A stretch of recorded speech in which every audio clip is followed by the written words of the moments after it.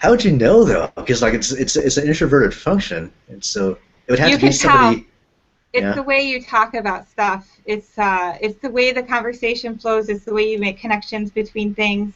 The way you Okay. make connections between what you're. I have a very good friend who's an ENTJ, and we have always been able to talk about, especially when we were younger. I think he's become more and more of an extroverted thinker, um, and that's harder for me to connect with. But Okay. when we were younger, we could talk all the time, and just because you're sharing perception, um, you tend to notice the same things. And then the way NI works, it's like you notice the same things and you make the same kinds of connections. And so it's just this constant recognition of like, oh, you've noticed that, I've noticed that too. And it's not predictable. It ends up being so surprising because you're making all these weird connections about things. To meet someone else who's making those same connections, it's just noticeable when you come across that. Um, so yeah, I'm not sure. I think I think that it is perceptible, even though it is an introverted function. Okay. Yeah. Yeah. I mean, I kind of experienced the same thing where like the perception functions are easier to connect with. I think that's why Yeah. I tend to clash with like SJs because like it's like a SI SE clash. Um, Yeah, I think that's predicted by yeah. socionics actually, that your dynamic wouldn't be the Okay. best with SI DOMs. With me, it's uh it's ESTJs and INFPs, Hmm. so it's FI and TE, but it depends because ENTJs I tend to get along pretty well with because of the NI shared perception. Hmm. So Yeah. Although what I have noticed though, I tend to admire TE from a yeah, distance. I do too. Yeah. Yeah. Yeah, because like I totally enjoy like watching these online debates between with an INTJ and like just seeing what they're going to come up with and it's like just seeing how they're going to diffuse the problem.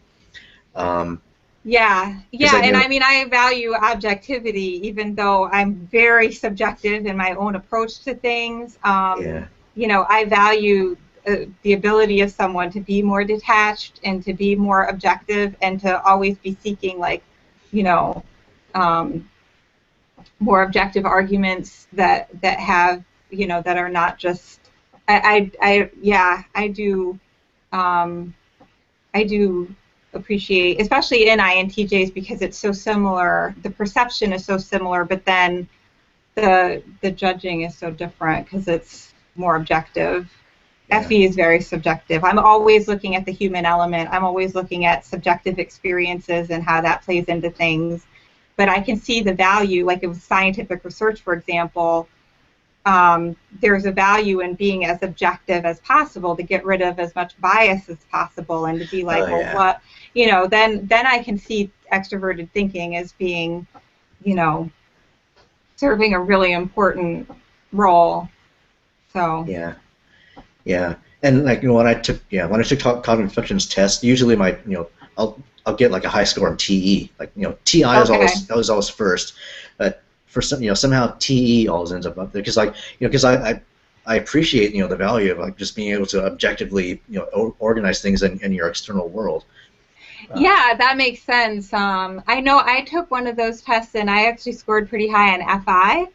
mhm. Um, but I think it's just because like I consider myself to have values and that's Yeah. they interpret that as being FI, but FI is actually a function that I have trouble understanding because it's hard for me to see where the values are actually coming from, Yeah. because it is such an introverted function, and I find it quite opaque. It's I have had friends who are INFPs, and there are some real similarities there, but then there can end up being differences in that, and I think they feel the same way about NI, where they're like, where is this coming from? Mm. Or FE, they see that as like, well, you're just changing what you believe based on, the group dynamic or something like that. So I think there's sort of there can be a kind of communication gap there. But but because the cognitive functions test asks all these questions about, you know, how important are values to you, and it's like, well, values are really important to me. That happened to me too. Yeah. You know, FI is my very last, you know, eighth function. Exactly. So Yeah. exactly. It's like all of a sudden, because it's high FI, so where did that come from? Yeah. Exactly. But So there yes. has to be a better way to distinguish it so that you're zeroing in on what it is specifically about introverted feeling and how values play into that, as opposed to just generically having values. That's not always introverted feeling. Yeah. I mean, yeah, you could learn values. You take on values, and you know, based on your Yeah. upbringing or your beliefs, your belief system. Like, you know, Yeah. I have moral values because I believe that the Bible is true, and you know, I believe that God has these moral values that He wants us to live by. Yeah. You're deriving those values from a particular source, and it's, whereas my understanding of introverted feeling is that it's yeah, I'm actually not. You might be able to explain it better. Actually, I have Well, trouble with it. well, yeah. I mean, obviously, me too, because you know, I don't relate to FI at all. But it's like, Yeah. you know, people will say like, that's wrong, and it's like, well, how do you know it's wrong? You know, because I could Yeah. explain if I believe something is Yeah. wrong, I could explain why it is Yeah. objectively Exactly. wrong. You know, whereas like, you know, somebody who's an FI user will just say that's just wrong. It feels wrong. You know, Right. why can't you Right. see it's wrong? Yeah, that's where I've had problems, because that's one of the reasons I dislike the idea that intuitives all naturally get along, because I've experienced this where INFPs and INFJs, like, I think there is like a surface similarity, Yeah. and but I always feel like I'm so disappointing to INFPs. Because they're like, oh, you're one of us, you know, and then I start throwing out all this introverted intuition, and they're just like, what is that? Yeah. Where I end up, because the perception, we don't have shared perception, Hmm. so I think we end up and we don't have shared judgment, like all the functions are different, and so I think we can end up coming to very different conclusions about things. And so then once you get beneath the surface, it can be very different. And of Yeah. course, you know, it's like with anything with type, like, you know, people will have different values depending on their peer group or their culture or their family, you know, their religion, like all of that's going to play into it. But just in general, I would think that an FI Dom that had very similar values as mine, that we would get along better. But I've had experiences where with an INFP where our values were very different, and so then we had trouble explaining to each other where we were deriving our values, and so Hmm. there wasn't Yeah. a deep connection as far as being able to explain ourselves to each other, which I don't know. I think that's one of the benefits, though, of MBTI, is that you do have a better sense of how people are different, and Yeah. uh, and how it's not, there's, you know, that people are what they are, and that it's not, you know, it doesn't benefit anyone to try to be like another type, you know. Yeah. But I mean, talk about the about sharing cognitive functions. Like, do you have experiences with like ISTPs or ESTPs? Yeah. Yeah, I do. I tend to get along really well with ISTPs and ESTPs, and that's something I've noticed since learning more about the types, and you know, and trying to type people, and seeing like, why do I get along with some people and not other people. And that was sort of the conclusion. Like, I actually started coming to this conclusion before ever even getting back into Myers-Briggs. Like, one of the reasons I got back into Myers-Briggs was because I was very curious about these dynamics that I was noticing in my life with because you know, when I was younger, I would make decisions about who to date or who to be friends with, or I would predict wrongly who I would get along with based on things like, oh, well, they're intuitive, so we are both interested in foreign film or whatever, you know, thinking that was enough, and it's not enough. Like, those are very superficial things to have in common. And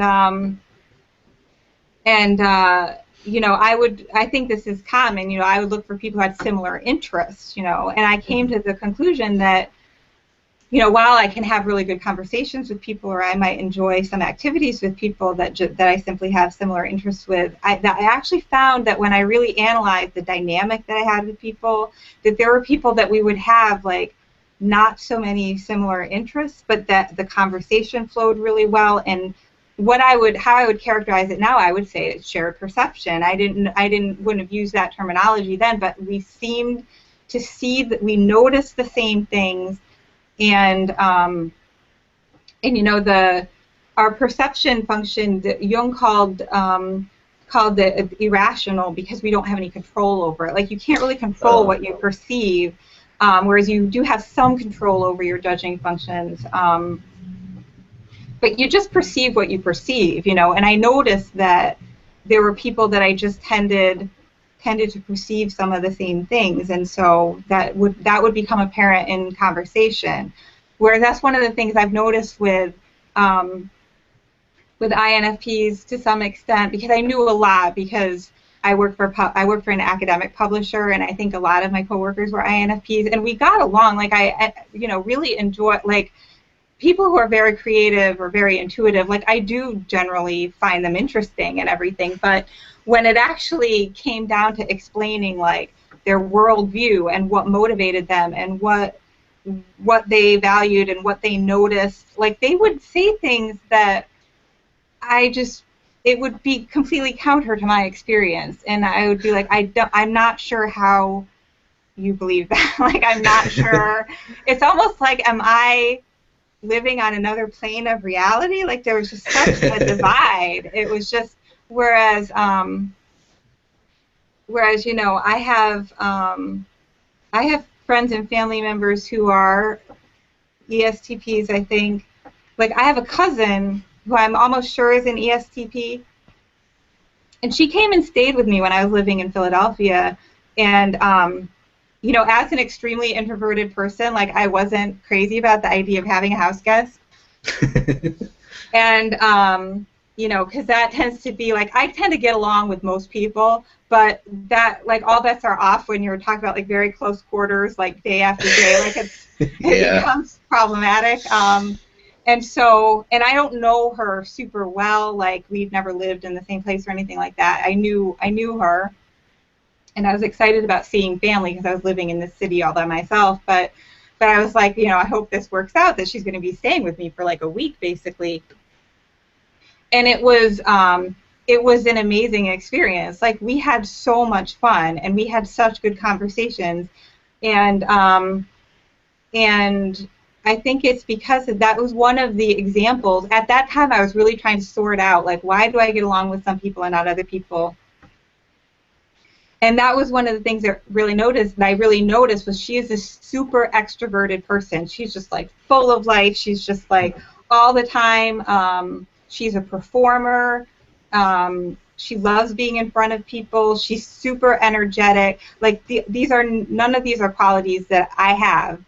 This is like the opposite of my personality.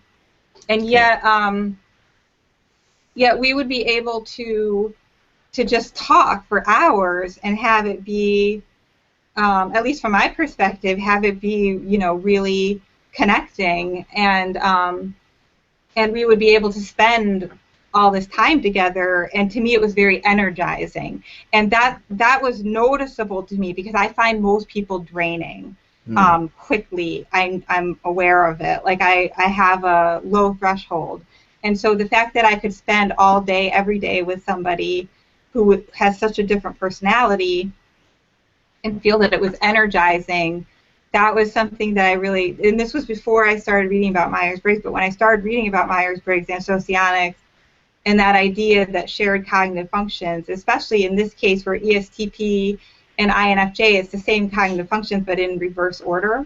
Mm-hmm. And the idea is that you complement each other. Your strengths are their weaknesses, and their strengths are your weaknesses. And that's what I noticed with her, is that because she's an extroverted, sensing dominant, that she was always in the moment, and in a way that was fun for me. It wasn't because it's the thing that it seems like as an INFJ, it's like we were talking about, like extroverted sensing can seem kind of frightening, where you're like, how do you know, like without endlessly thinking about what you're doing, how do you know what to do? And I just learned to trust her extroverted sensing, that for her, she's able to just be like, hey, let's do this. This would be fun. And it would be fun, you know, what I mean, where most of my life I've had people like dragging me into things that ended up being not as fun as they said they were going to be. And so this was like such a different experience. So, yeah, I haven't had a ton. And I have another friend who is, I believe, an ISTP, and I just find that I can go to her with, and like any, again, there's sort of a complementary thing where my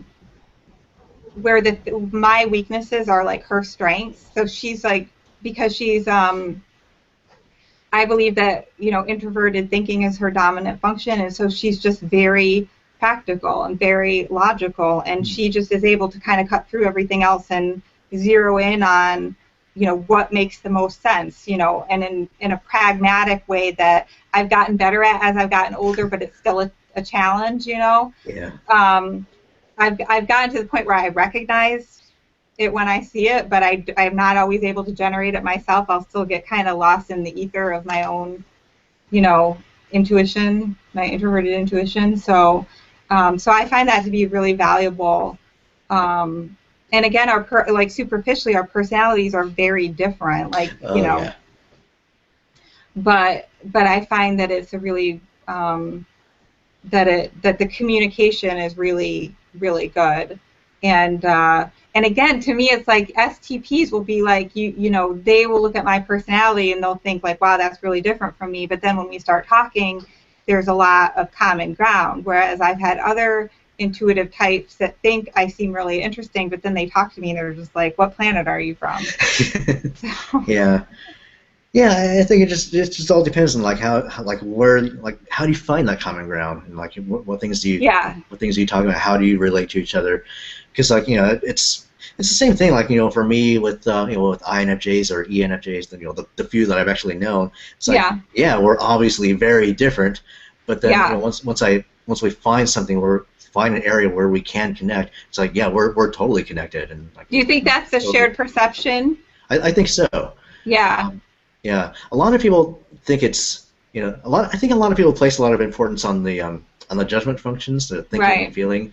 Like I've had, like the INFJ, the other INFJs that I've talked to on here, like, for some reason tend to apologize to me for their FE, and like I don't have a problem with your FE. So, but yeah, I think just having the shared functions in general can really help me to understand, you know, where they're coming from. Like, you know, if I'm talking about my ENFJ friend, yeah, it's like this huge dose of FE coming at me and stuff, but it's like, well, I appreciate that. You're frozen. Coming at me in a positive way, and, you know, have, you know,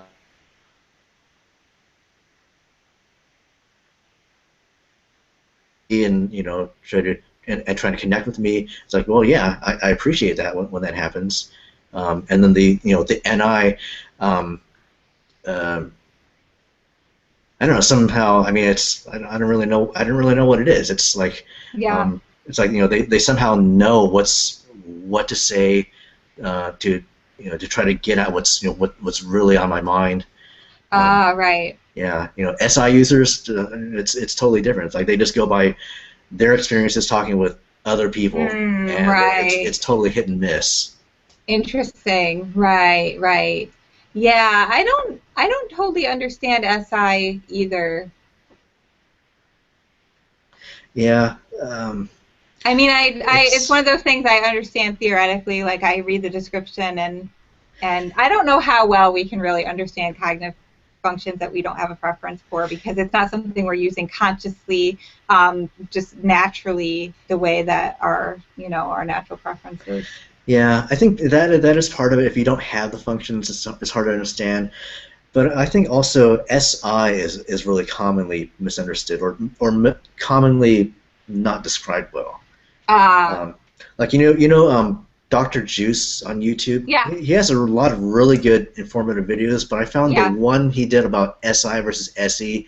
I look back now, that's one of his less accurate ones. Okay, what was inaccurate about it? I think it described, well, when I went back and rewatched it, I realized it wasn't necessarily his facts that were inaccurate. It was just the way it came across to me when I first watched it. When I was first trying to learn about the functions, I came away with like a totally wrong picture of what SI was. Oh, okay. Like it just, I thought it was like just remembering details, because that's how a lot of people describe it. I mean, that's only a small part of it. It's just. Yep. I think remembering facts is more.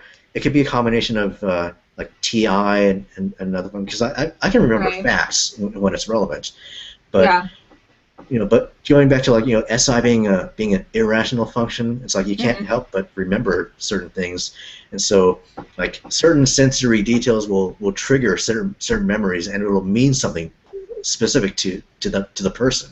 Yeah. And so that so they tend to trust what they've experienced in the past. So that's where the SJ traditionalist stereotype comes from. Right. Now, if an SJ has grown up in a non-traditional environment, then those are going to be the traditions that they'll trust. Those. Yeah, I wondered about that, because not everybody does. I wondered about that, how that plays out, how SJs, if that's your natural temperament, your natural personality, but then you grow up in a non-traditional environment, like how that would play out. Yeah. So like if you meet an SJ who like like your stereotypical ESFJ mom, who's raising 2 kids, maybe she got married, early in life. Well, yeah, she'll have the stereotypical SJ traditionalist family values.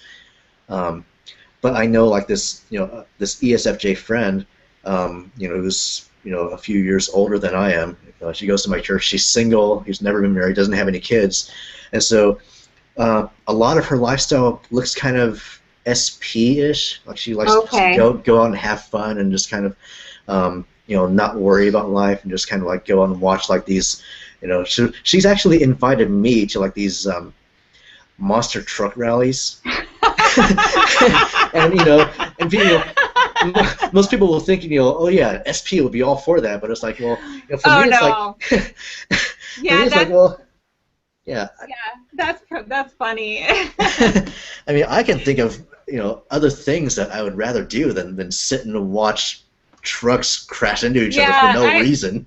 I see a lot of that as cultural, because that's the thing. Like where I grew up, there's an overlap there with SP and SJ sometimes, where that really is a part of that. Like I grew up in what is basically a farming community, and so like you go to the county fair and there's like demolition derby and like tractor pulls are big, and so like I think SPs like it, but SJs like it too, because they grew up, as part of their experience growing up, and so there is an SJ element to it, I think, as well, if that's what you grew up enjoying.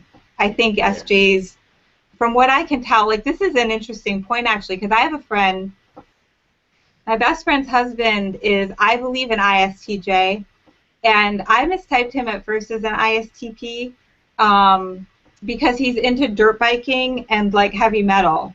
And so that seemed really, this is the whole thing about the stereotyping and how it can be so misleading. Yeah. So I thought, he's got to be an ISTP because he's into dirt biking, like, and it just seems, but I actually, upon further reflection, and especially observing his dynamic with my friend, because they get along in a way that's I felt like they had to share all the same functions because I've never seen, I've rarely seen a relationship work so well in terms of communication. I've spent a lot of time with them. And so I was pretty sure she was an ENFP, and so I was just like, well, then if he's an ISTP, then why do they get along so well? I mean, there could be different reasons people can get along well, but there was something about it that, I mean, you could call it an intuitive thing, but I just felt like there had to be that possibly I'd mistyped him. And then when I thought, well, I've only based this on the fact that he's into dirt biking and heavy metal. Like, I haven't really thought about how his mind works, but I know him well enough that I was able to think about it. And then the more I thought about it, the more I was like, you know, he's a lot like my dad. My dad is an ISTJ. Mm-hmm. And so, yeah, I came to that conclusion that one of the reasons he's so into dirt biking and heavy metal is because those were things he enjoyed when he was younger, and he still enjoys them. So it's more of an SJ thing than an SP thing, I think. That's what it seems like. And I've observed this exact same thing that you're talking about with my best friend growing up, who I now believe is ESTJ. Okay. And, you know, at one point, my first instinct was ESTP because he's totally into fast cars. Yeah.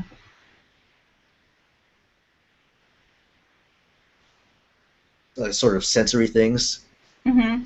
And just like experiencing things, and like, you know, he'll, like, when he I remember he used to drive, you know, before he got he drives like this fancy sports car, like Acura NSX, and but when I look back now, well, that was his dream car when we were growing up. Ah, interesting. So yeah, and like, you know, and then my interests have changed over the years, whereas his, me you know, too. he pursued his childhood dreams of owning, you know, an Acura NSX, like that specific car. Yeah. And he even joined, you know, he's a member of an NSX club. And that's something that an SP probably would not do, because they just want to drive the car just to have fun driving it. You're right. You know, for him, it's like, you know, it's like this flashy sports car and like a status thing. Right. Yeah, that's interesting. That actually leads me to something I was thinking about. Was it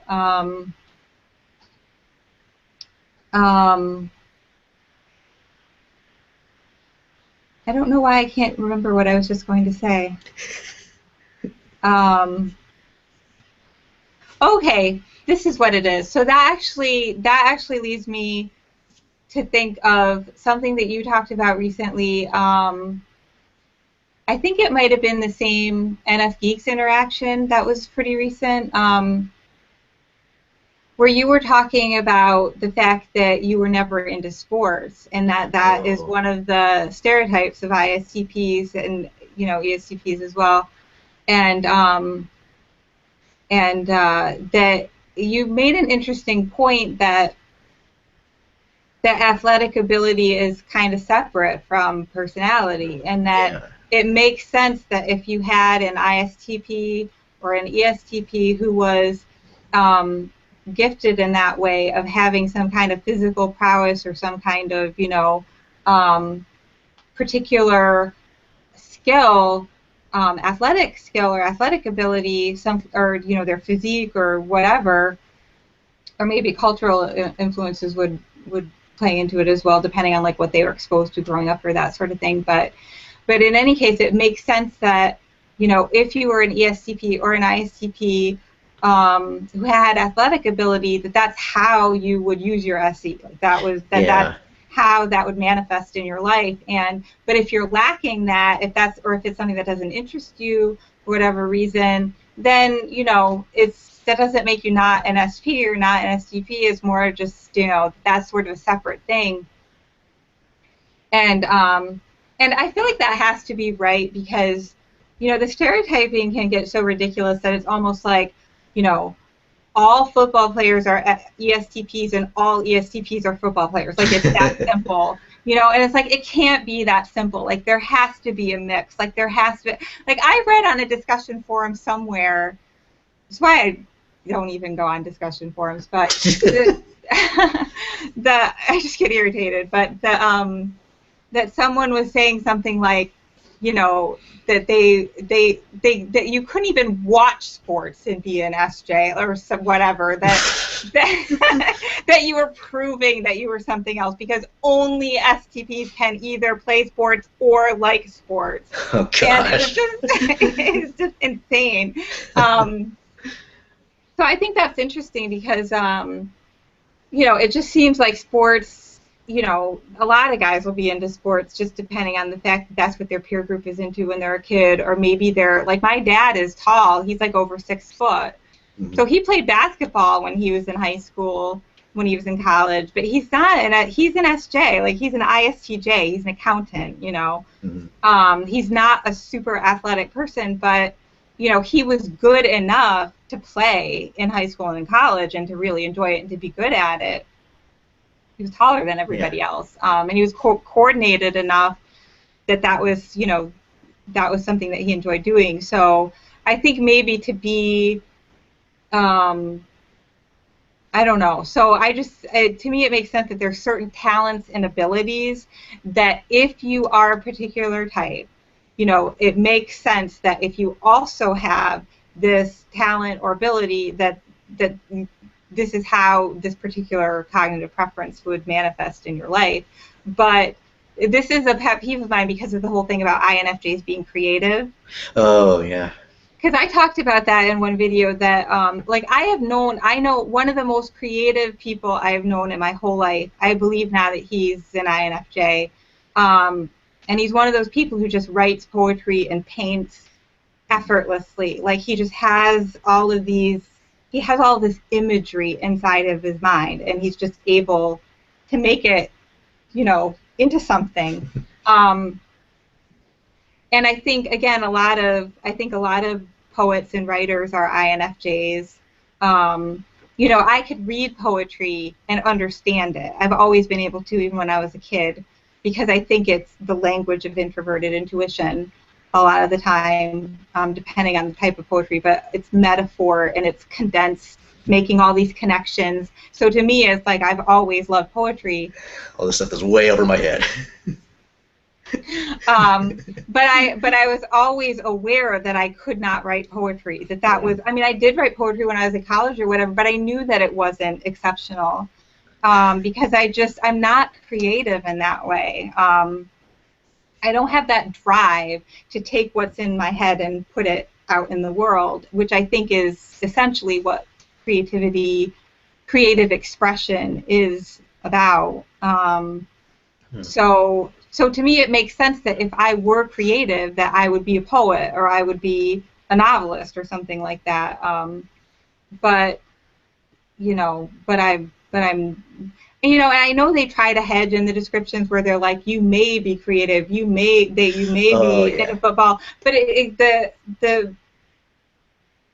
the result tends to be that this is what you are, this is what everybody is, because they don't get into the exceptions, they don't give the alternative. They don't say, well, you could be an ISTP and not be at all interested in motorcycles or skydiving or football, but you might like road trips and swing dancing. Like they don't even mention that stuff because it's considered so fringe or something, where I actually think that that's more common, because particular talents or particular, you know, to be able to do something creative with your life, to be able to be a notable athlete or something, that's actually more rare than to just, you know what I mean? It just seems like that's emphasized too much. Like the actions are emphasized over the brain processes, and so it can, if they focus on the brain processes, then you could extrapolate out and say, oh, well, then you might do this, you might do that, you might do that. But because they focus on the physical manifestations of this is what you're going to be doing with your life,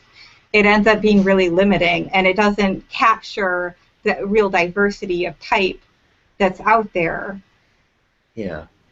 That's one of the reasons people have a hard time typing themselves, when they don't immediately see themselves in any of the descriptions. Yeah, I mean, you know, if it had said stuff like, you know, the combination of TI and SE could lead a person to do physical problem-solving tasks, such as fixing cars, or, you know, such and such, or, you know,